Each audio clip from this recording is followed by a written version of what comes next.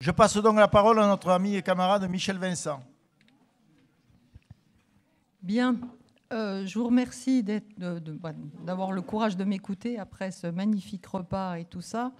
Je remercie Alain de m'avoir proposé de faire cette intervention cet après-midi. Donc l'intervention que je vais faire, c'est une intervention, vous allez vous en apercevoir.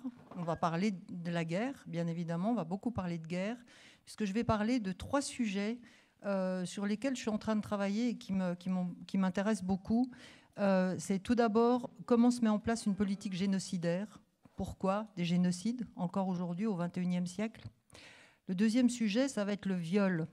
On a parlé beaucoup, on a chanté tout à l'heure la chanson de Craon, on parle beaucoup des hommes. Malheureusement, dans les guerres, on parle rarement des femmes. Donc, comme féministe, je vais vous parler du viol en temps de guerre et comment le viol se situe dans le système de répression et voire même aussi dans un système génocidaire, vous allez voir tout à l'heure. Et la dernière question que je voulais aborder, donc tout ça, ça sera forcément très succinct parce que ce sont 3 sujets très vastes. La dernière question que je voudrais aborder, c'est la question des femmes au cours de la guerre de 14-18, puisque c'est le moment d'en parler. Et vous allez voir qu'effectivement, il y a beaucoup de choses qui sont totalement méconnues sur les femmes et la guerre, au tout cours de la guerre de 14-18, qu'elles ont joué des rôles très importants, qu'elles ont énormément souffert, beaucoup plus qu'on ne veut bien le dire. On dit souvent qu'elles ont commencé leur émancipation à la guerre de 14-18. Eh bien, en est-on aussi sûr? Et vous allez voir que je vais sans doute vous démontrer, pas tout à fait le contraire, parce que le système est lancé, mais vous allez voir que ce n'est pas aussi simple que ça. Alors, je commencerai mon intervention par une citation d'Erasme dans le plaidoyer pour la guerre d'Erasme. Alors, Erasme dit, donc il se place comme s'il était la paix, hein, c'est-à-dire qu'il parle au nom de la paix. Et il dit: si les mortels, au mépris de la justice, mais de leur intérêt personnel, me tournaient le dos, me chassaient, me rouaient de coups, je me contenterais de déplorer l'injustice d'un tel traitement et leur iniquité. Mais comme m'affligeant moi, c'est la source de toute félicité pour l'humanité qu'ils détournent d'eux, et cela de leur plein gré, comme c'est un déluge de maux de toutes sortes qu'ils déversent sur eux, leur malheur me semble encore plus déplorable que l'injustice que je subis. Et ces hommes à l'écart de qui j'aurais préféré n'éprouver que de la colère, je me vois contrainte de souffrir pour eux, de les prendre en pitié. Qui pourrait croire que ce sont des êtres humains, que ce sont des esprits dotés de raison, ceux qui s'efforcent, au prix de tant de soins, de tant d'études, de tant d'efforts, de tant d'artifices, de tant de dangers, de tant de soucis, de me chasser moi et ce que je représente, et qu'ils veuillent acheter si chèrement tant de maux. Si c'étaient des bêtes fauves qui me méprisèrent ainsi, sachant que leur a été refusée la capacité intellectuelle qui permet de percevoir mes dons. Mais chose indigne et véritablement monstrueuse, la nature a doté un seul être de raison, et pourtant, chez les bêtes les plus féroces et les plus stupides, j'aurais plus vite trouvé place que chez les hommes. Fin de citation. Donc, comme je vous l'ai dit, je voulais parler de ces 3 sujets. Donc, pour tous ces sujets, j'ai travaillé. Après, si ça vous intéresse, hein, j'ai toute une biblio qui peut être tout à fait utilisée. Donc, sur la question du génocide en particulier, donc j'ai travaillé sur cet ouvrage. C'est un ouvrage très récent de Jacques Semelin, Purifier et détruire, et qui est extrêmement clair, extrêmement intéressant et qui se lit d'ailleurs comme un roman. Moi, je l'ai dévoré comme un roman. Et il aborde dans cette question donc purifier, détruire, les 3 grands génocides du XXe siècle, enfin XXe siècle, puisque tout ça était encore au XXe siècle. C'est bien évidemment l'Holocauste pour le premier. Le deuxième, c'est l'ex-Yougoslavie, hein, avec le massacre, tous les massacres qu'on a connus et qui ne sont pas si loin. Et bien évidemment, le dernier, c'est les massacres du Rwanda, donc de 1994.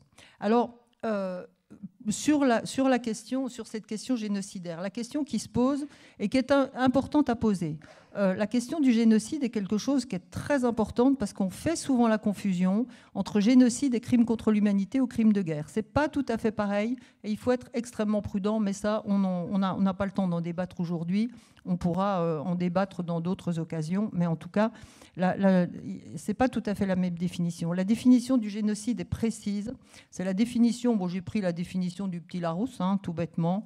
Le génocide, c'est un crime contre l'humanité tendant à la destruction de tout ou partie d'un groupe national, religieux, ethnique ou racial.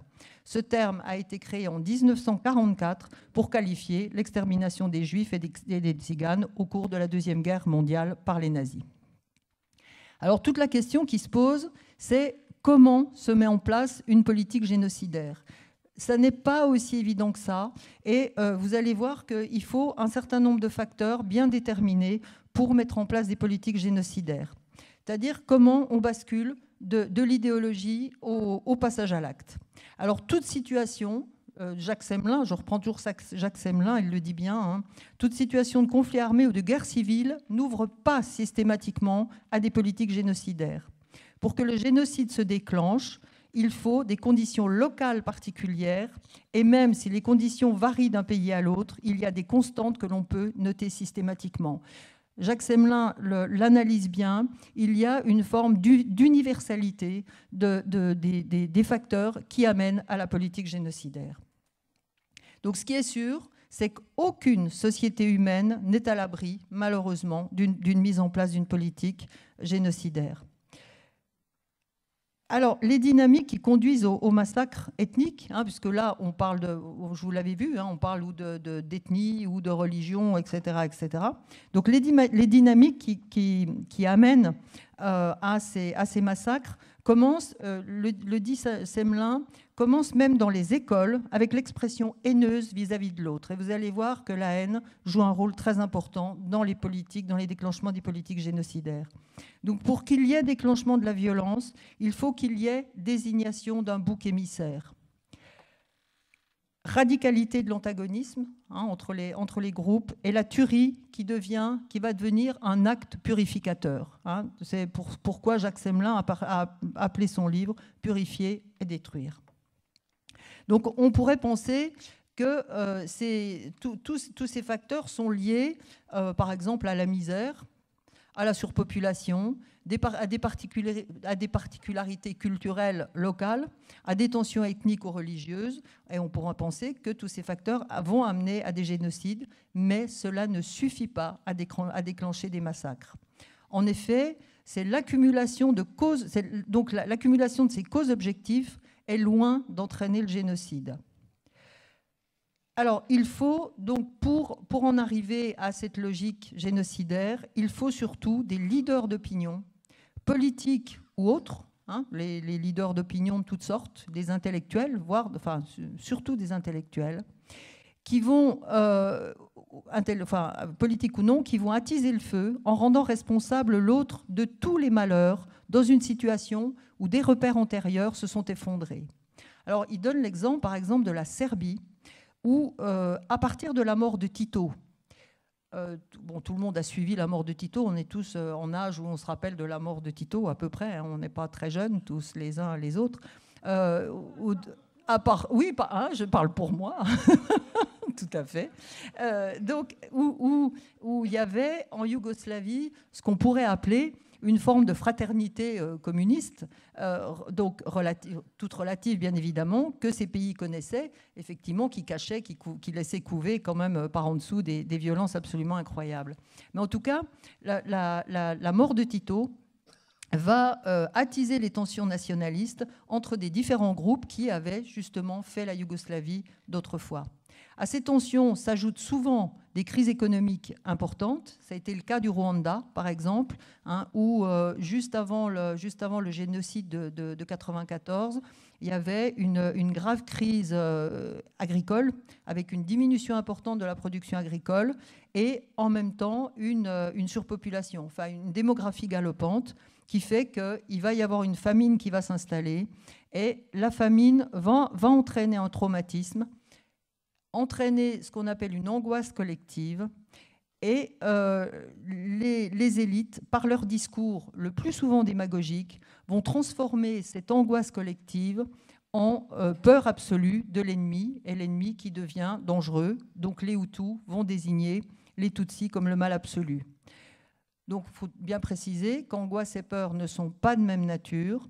En effet, donc, si l'angoisse est diffuse, les causes de la peur peuvent être identifiées et porter un nom. Et là, dans le cas bien évidemment, dans le cas du Rwanda, ce sont les Tutsis qui sont l'ennemi et qui sont responsables de la peur des Hutus.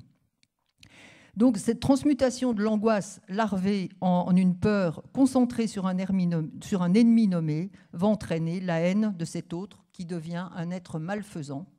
Et la haine, qui est alors une passion construite à la fois par l'action volontaire des élites et par des circonstances qui favorisent sa propagation. Donc il faudrait, alors bien évidemment, je vous dis, je suis très caricatural, hein, c'est très court, on n'a pas le temps de développer, je crois qu'il me faudra à peu près 2 heures sur chaque sujet, donc 6 heures d'affilée je ne tiendrai pas, d'abord, et vous non plus. Donc effectivement, je caricature. Mais je caricature en faisant quand même appel à ce sentiment. Donc, on pose toujours la question dans ce type de situation, à qui profite le crime? Et donc, c'est en même temps comment on en arrive là sur ce que Freud, par exemple, appelait le narcissisme de la petite différence, parce que ce sont toujours sur des toutes petites différences, malheureusement, que se développent ces politiques de massacre populaire. Donc à partir de cette haine et de cette peur de l'autre vont naître d'autres sentiments. Bien évidemment, quand il y a de la haine et de la peur, il y a un repli identitaire et surtout, on va voir apparaître la notion nécessaire de purification. Il faut éliminer l'autre pour purifier. Hein, c'est vraiment la purification dont parle Jacques Semelin et d'autres d'ailleurs en ont parlé bien avant. Alors, il faut donc massacrer pour purifier la race de ceux qui sont impurs. Hein, évidemment, quand je parle de race, ce n'est pas moi qui pense race, hein, entendons-nous bien. Hein, je sais depuis très longtemps qu'on ne parle plus de race, mais en tout cas, c'est la logique. Derrière cette logique, il y a cette race qu'il faut éliminer et donc qui est considérée comme impure. Donc, nourrir la peur et attiser la haine ne peut se faire, bien évidemment, de manière naturelle, sans les médias. Hein, il faut pour ça des médias. Et bien évidemment, au Rwanda, tout le monde connaît le rôle de la radio des Mille Collines, qui a transmis pendant des semaines avant le génocide, d'ailleurs, qui aurait dû faire tilter tous les Occidentaux, et on aurait dû se douter qu'il y a un génocide qui se préparait. Personne n'a bougé, d'ailleurs, on les a laissés faire. Mais en tout cas, sans la radio des Mille Collines, il n'y aurait peut-être sans doute pas eu les massacres qui ont eu lieu donc, au Rwanda dans les 2 mois de 1994. Alors l'autre question que je vais aborder très rapidement, là aussi c'est très rapide parce que c'est plus complexe que ça, c'est extrêmement compliqué, mais c'est la question du viol de guerre. Le viol en temps de guerre qui est quelque chose qui a été pendant extrêmement longtemps totalement considéré comme un dégât collatéral de la guerre. Et on va s'apercevoir qu'il n'en est plus, on ne peut plus considérer le viol de guerre aujourd'hui comme on le considérait jusqu'au XIXe siècle, d'ailleurs, et jusqu'au XIXe siècle, c'était un dégât collatéral. Hein, il faut savoir que jusqu'au XIXe siècle, donc avant la guerre de 14, que 80% des morts de guerre étaient les combattants, étaient les soldats. À partir de 1914, et les guerres qui ont suivi, c'est 20% de soldats qui meurent et 80% de civils. Hein, il faut savoir que plus on avance dans le XXe siècle, plus les civils sont touchés par les guerres. Hein, on a totalement inversé les processus. Et regardez aujourd'hui, si vous vous souvenez par exemple des guerres en Irak et toutes les guerres dont on parle encore aujourd'hui, les massacres on touche les civils, les soldats eux-mêmes sont très peu touchés. Et pour cause, enfin on pourrait en parler longtemps, hein, les investissements qui sont mis sur eux font qu'on a intérêt à préserver un soldat, ça doit coûter environ 50 000 €. Enfin voilà, c'est une horreur, hein, l'équipement d'un soldat, donc on a tout intérêt à ce qu'il ne disparaisse pas. Donc il y a une aversion totale des processus où effectivement ce sont les civils qui seront progressivement, à partir de la guerre de 14, qui est la première guerre industrielle de l'humanité, hein, elle est classée comme ça. Donc à partir de la guerre de 14, on va inverser ces processus. Et pourquoi donc on a commencé à considérer le viol de guerre de manière un petit peu différente? Mais c'est tout simplement, à partir des années 60, il aura fallu beaucoup d'années, hein, il faudra arriver dans les années 60, 1960, pas 1800, 1960, parce qu'à ce moment-là, il y a, les luttes féministes vont devenir assez importantes, il va y avoir un travail des féministes et qui progressivement vont faire admettre l'idée que le corps des femmes leur appartient. Et vous allez voir que dans mon intervention, le corps des femmes ne leur appartient toujours pas dans un certain nombre de pays, de conflits et tout ça. Et vous allez voir à quel point le corps des femmes est un enjeu politique. Alors, donc, Françoise Héritier le disait, Françoise Héritier qui est décédée d'ailleurs il n'y a pas très longtemps, la balance des sexes définie donc par Françoise Héritier montre à quel point les sociétés patriarcales font de la virilité un attribut social où la force, le courage, la capacité de se battre, le droit à la violence et aux privilèges associés à la domination de celles et ceux qui ne sont pas virils, les femmes et les enfants. Les femmes sont toujours d'ailleurs rattachées aux enfants. Vous l'aurez remarqué, c'est à peu près une constante. Tout ce qui ne se conforme pas à la virilité classée comme féminin. Certains espaces vont favoriser le développement de ces stéréotypes virils, en particulier l'armée. D'ailleurs, si vous réfléchissez bien à ce qui se passe aujourd'hui, il y a beaucoup de femmes qui sont rentrées dans l'armée. Je pense que vous avez tous entendu parler, tout le monde, puisque les femmes commencent à dénoncer le nombre de viols qui existent de la part des hommes soldats sur les femmes soldats. Hein, en Irak, il y a eu beaucoup de dénonciations. En France, hein, dans l'armée française, il y a eu des dénonciations de la part des femmes qui osent enfin porter plainte. Alors, c'est le lieu, donc l'armée hein, en particulier, c'est le lieu où l'on éduque le sexe qui porte la virilité à devenir de vrais hommes. Hein, d'ailleurs, tous ceux qui ont fait leur armée, ici, je pense qu'ils ont tous fait leur armée, quasiment. Hein, vous l'avez presque tous fait, je pense. Enfin, quelques-uns ont échappé au massacre, mais c'est ce qu'on disait. L'armée, ça vous forme, ça forme les hommes. Hein, ça vous forme bien, voilà, en tant qu'homme. Hein. Donc, voilà. Donc, en renforçant cette masculinité, on va développer parallèlement une certaine culture de la misogynie. Hein, ce sont des milieux qui sont quand même assez misogynes. La femme est alors perçue comme un objet sexuel que l'on peut s'approprier, d'autant plus que la guerre active les codes de masculinité comme l'héroïsme. Ajoutez à cela des règles d'obéissance strictes et une soumission passive aux ordres. La guerre est une activité genrée qui est et doit rester masculine, même si, je vous le disais, les choses commencent à évoluer. Donc, je vous le disais tout à l'heure, le viol de guerre n'est pas un phénomène récent, mais sa physionomie a beaucoup changé dans les guerres du XXe et du XXIe siècle. Donc, la guerre de 14-18, qui est, dit-on, la première guerre industrielle de l'histoire, je vous le disais, donc, bon, je raccourcis hein, quand même. Donc, on va commencer à toucher énormément les civils. Et dans cette atteinte aux civils, ce sont les femmes qui vont faire les frais de ce changement radical. Donc le viol, c'est ce que je vous disais, qui jusque-là était considéré comme un dégât collatéral, quelque chose fait d'individus isolés. Hein, on considérait que, bon, effectivement, le passage des armées faisait qu'il y avait des viols, mais qu'il y avait effectivement, bon, c'était des individus isolés qui étaient des jeunes gens, et voilà. Et là, on va totalement inverser, puisque le viol, à partir de ce moment, va devenir un acte collectif perpétré contre la population envahie.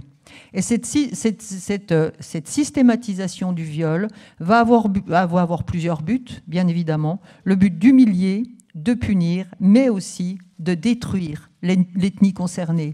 Et je vous disais, le viol, dans certains cas, comme ça a été le cas d'ailleurs en Serbie, ça a été le cas au Rwanda, ça a été le cas, c'est le cas aujourd'hui au Congo et dans plein d'autres conflits. Là, on ne va pas tous les citer, ça serait beaucoup trop nombreux. Mais le but, derrière le viol systématique, c'est un génocide symbolique qui est toujours visé. Hein, on souille la race. Puisque beaucoup de naissances, après la guerre de 14, je crois, c'est 3-4 000 naissances, voire plus, parce que beaucoup ont été cachées. Il y a eu beaucoup d'infanticides d'ailleurs, parce que les femmes refusaient de mettre au monde des enfants de l'ennemi.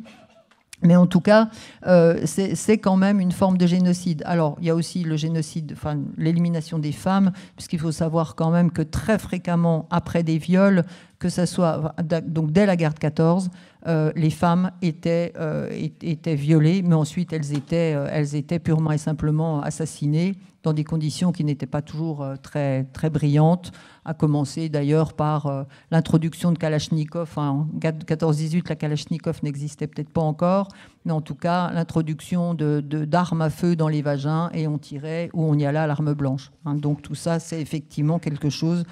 Il y avait vraiment une volonté de détruire. Donc on humilie, on détruit la race. Et je pense qu'il faut effectivement bien voir que viol et génocide sont tout à fait indissociables. Alors ces agressions sexuelles, hein, il faut savoir qu'il y a des tas de formes possibles. Hein. Les agressions sexuelles vont revêtir de nombreuses formes, à commencer pendant les guerres comme la guerre donc de 39-45, il y a eu beaucoup de femmes qui ont été enlevées. Hein, on donne l'exemple, par exemple, de 200 à 300 000 femmes coréennes qui ont été enlevées par les Japonais et qui étaient mises dans ce qu'on appelait les maisons de confort, où effectivement les femmes étaient violées allègrement pour le confort des soldats. Alors, on ne va pas parler non plus de Boko Haram ou de Daesh. Hein, c'est une technique aussi. On enlève les filles et on les viole allègrement. Donc, ce qu'on considérait jusque-là comme un dégât consubstantiel de la guerre, donc banal, va changer de visage avec la dénonciation des politiques de viol systématique organisées et généralisées. Alors, Véronique Moufflet, donc, est une... sur laquelle j'ai travaillé aussi, je n'ai peut-être pas tous les livres, dit, par exemple, il y a utilisation systématique du viol par un groupe armé sur une population civile. Il ne s'agit plus d'un à côté de la guerre, mais bien d'une technique destinée à frapper la population ennemie. Le nombre de victimes est massif, des populations entières sont touchées, les viols sont presque toujours collectifs, le but est de détruire les réseaux familiaux, de rendre impossible la reproduction d'une certaine population et l'existence même du groupe visé. Fin de citation. Donc, pour que le viol soit considéré comme une arme de guerre, il doit donc être pratiqué à grande échelle et surtout sous la responsabilité d'une autorité. Hein, aujourd'hui, on le sait, par exemple en Afrique, ordre est donné par l'autorité militaire de violer systématiquement. Alors, ce qui frappe le plus, c'est l'impunité quasi totale. Alors, les choses ont un petit peu évolué, puisque le premier procès qui s'est tenu en 1998, et a été un procès contre un Rwandais. Alors, je ne vais pas vous citer le nom, puis je ne le retrouverai pas là-dedans. Tu me donnes encore combien de temps? Un quart d'heure? 10 minutes. 10 minutes. Bon, j'aurais fini, c'est bon, c'est parfait. J'aurais terminé. Donc, il y a eu un premier procès qui s'est tenu en 1998, donc les choses évoluent. 1998, après quand même presque 100 ans de viol de guerre. Donc, une autre auteur, donc Vanessa Fargnoli, dit que violer une femme, c'est violer, ce que je vous disais, hein, le corps des femmes ne leur appartient pas toujours. Violer une femme, c'est violer toute la communauté. Le corps des femmes est aussi le lieu concret de l'exercice de la violence contre le corps de la collectivité. L'atteinte en masse du corps de la femme constitue une atteinte à la reproduction, à la famille, à la société. C'est le crime de profanation par excellence. Le corps des femmes est utilisé pour éradiquer une race ou pour en enfanter une autre. Une autre, donc Véronique Naoum, dit « Le viol est un meurtre de genre qui économise la vie des femmes et les utilise comme véhicule de l'autrui glorieux jusqu'à la prochaine génération. » Mais ce qu'il faut ajouter aussi dans cette histoire du viol, et ce qui est très intéressant, c'est la vision totalement différente qu'on a entre le viol, donc en tant que le viol des femmes, et les autres violences de guerre. C'est-à-dire que dans le viol, et encore aujourd'hui, c'est la culpabilité des femmes qui est mise en avant. Les femmes qui ont été violées, et pourquoi d'ailleurs souvent elles ne dénoncent pas, et on voit encore en Afrique les filles qui sont exilées parce qu'elles ont été violées, c'est-à-dire qu'elles sont rejetées par leur tribu, par leur village. Ce sont, dans le problème du viol, de guerre particulièrement, c'est la victime qui devient coupable. On culpabilise les femmes. On culpabilise les femmes parce qu'effectivement, leur corps ne leur appartient pas, au fond, et que c'est toute la société, c'est leur mari, c'est l'humiliation du mari, on entend souvent ça, c'est pas la femme qui est humiliée, c'est pas la femme qui a subi, mais c'est le mari qui se sent humilié et qui se sent dégradé. Donc, sur le viol, je vais arrêter là, mais effectivement, il y aura encore beaucoup de choses à dire. Alors, sur le dernier sujet que je voulais aborder, pareil, très succinctement, donc en 10 minutes, c'est les femmes et la guerre de 14-18. Alors, les femmes et la guerre de 14-18, donc on oublie un peu trop souvent qu'au cours de la guerre de 14-18, il y avait les femmes qui étaient derrière le front et il y avait celles qui étaient en avant. Enfin, il y avait celles qui étaient derrière les lignes allemandes et c'est celles qui étaient en avant en pays non occupés. Et il faut savoir que les femmes qui étaient en pays occupés, dans les zones occupées, ont été déportées par dizaines de milliers. Ce sont au minimum 50 000 femmes, voire plus, qui ont été déportées dans des camps de concentration qui existaient. Alors, ce n'est pas le camp de concentration tel qu'il a été recréé par la suite. Mais en tout cas, les femmes, pendant la guerre de 14-18, ont été déportées. Et elles ont été soumises, bien évidemment, au travail sexuel, c'est-à-dire qu'elles servaient d'esclaves sexuelles, mais aussi de travailleuses de force. Et on leur faisait faire des routes. Elles étaient soumises à un travail forcé en étant nourries très peu. Là, j'avais les chiffres de ce qu'on leur donnait à manger, mais c'était absolument épouvantable. Beaucoup mouraient. Et tout ça, c'est une notion que très peu de gens ont. C'est-à-dire que les femmes ont souffert beaucoup. Alors, les femmes ont résisté pendant la guerre de 14-18. Et il faut savoir que beaucoup de femmes ont mis en place des réseaux de résistance, et ça, on n'en parle pas, ont mis en place des réseaux, des filières d'évasion pour les soldats qui se retrouvaient derrière les lignes allemandes, et ce sont les femmes qui ont mis tout ça en place. Alors, autre chose, les femmes ont été des espionnes, ont joué des doubles jeux, beaucoup, on le sait. Beaucoup de femmes ont été fusillées justement pour des faits de résistance et des faits d'espionnage. Bien évidemment, les femmes ont été utilisées largement. Elles ont servi donc tout près du front, puisque c'est à ce moment-là qu'on a commencé à développer les infirmières. C'est à ce moment-là qu'est né d'ailleurs le diplôme d'infirmière, je crois. Il faudrait revisiter, mais en tout cas, c'est à ce moment-là que la Croix-Rouge, il y avait plusieurs organisations, en particulier la Croix-Rouge, et la Croix-Rouge donc ce sont je dirais je crois que plus de 200 ou 200 000 femmes qui étaient sur le front et qui soignaient les soldats qui arrivaient du front blessés. Il y a eu aussi, évidemment, des dames de charité et tout ça, mais ce qu'on ne sait pas non plus, c'est que il y a eu aussi, au moment de la guerre de 14-18, on en a parlé tout à l'heure, Michel l'a chanté dans ses chansons, et tout le monde le sait, il y avait bien évidemment déjà des mouvements féministes, il y avait des femmes qui revendiquaient le droit de vote juste avant la guerre de 14, et bien évidemment, quand la guerre s'est déclarée, les femmes les féministes ont rejoint l'Union sacrée pour la plupart en disant qu'elles remettaient à plus tard les revendications féministes, en particulier le droit de vote. pensant d'ailleurs que la guerre allait s'arrêter très vite, hein, comme tout le monde, et je crois que c'était un petit peu un sentiment général, pensant que la guerre allait s'arrêter très vite. Et donc, beaucoup des femmes féministes ont abandonné leurs revendications, pacifistes aussi, puisque par essence, beaucoup de femmes étaient pacifistes. Mais elles ont abandonné leur vision pacifiste. Seulement, pas toutes. Pas toutes. Et il faut savoir qu'au cours de la guerre de 14-18, il y a eu des femmes pacifistes, d'ailleurs, qui ont été en prison, à l'image d'Hélène Brion et d'autres. Hein, je ne vais pas toutes les citer, mais certaines, il y avait une qui s'appelait Simoneau, ou Somono, je ne sais plus. Donc, elles ont effectivement...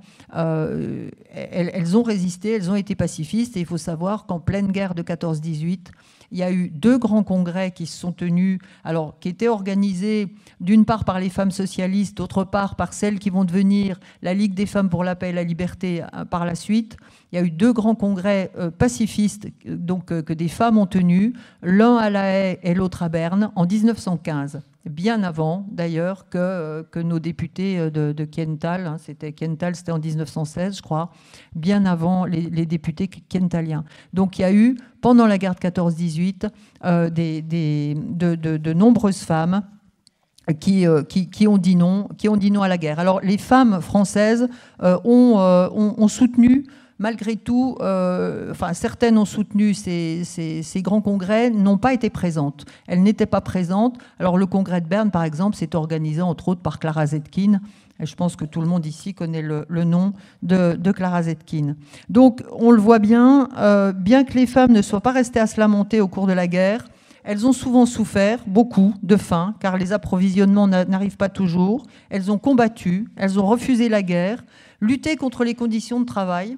Il faut savoir surtout en 1917, comme elles avaient elles ont bien évidemment remplacé les hommes dans tous les domaines de la société. Hein, et quand je dis dans tous les domaines, c'est bien dans tous les domaines, même dans la gestion, dans les gestions politiques, dans les gestions locales, municipales et tout ça. En 1917, il y a eu un certain nombre de grèves, en particulier des munitionnettes, donc celles qui fabriquaient les munitions, et elles ont effectivement mené des grèves pendant cette période-là. Elles n'ont pas abandonné les luttes sociales. Donc, elles se sont battues pour leurs conditions de travail, elles ont été déportées, traitées comme des bêtes de somme, comme des esclaves sexuels. Elles ont été violées, ont dû supporter des grossesses engendrées par ces viols, malgré l'opprobre et la culpabilité qu'elles ont ressenties. Mais elles ont tenu, car elles ne sont pas mortes sur les coups et les privations. Elles ont été des héroïnes non reconnues, car après la guerre, il fallait remettre de l'ordre dans les familles, dans la société tout entière, et que les hommes retrouvent leur place. Il fallait donc que les femmes soient renvoyées dans les foyers, retrouvent la place que le système patriarcal leur autorise, le foyer. Il fallait surtout des ventres pour refabriquer la chair à canon de la prochaine guerre. Je vous remercie.